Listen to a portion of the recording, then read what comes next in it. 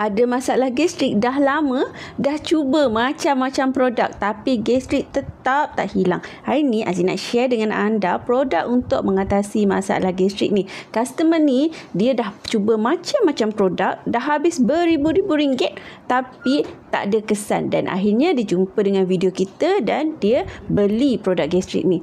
Bayangkan dalam masa 1 hari sahaja, esoknya dia kontak kita, alhamdulillah dah ada sedikit perubahan. Baru ambil sehari kan, dan tengoklah beberapa hari lagi ataupun seminggu, sebulan, insya-Allah memang sangat banyak improvement.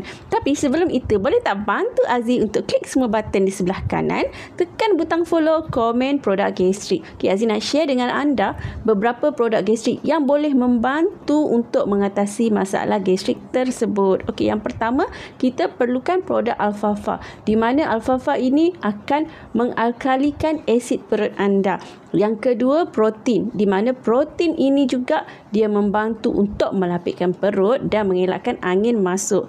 Yang ketiga, peppermint ginger. Peppermint ginger ini dia berfungsi untuk menolak angin supaya perut tak sakit walaupun makan lambat. Dan yang keempat, B-complex. B-complex mengurangkan rasa sakit dan dalam masa yang sama juga mengeluarkan angin. Nak dapatkan kesemua produk ini, boleh komen produk gastrik.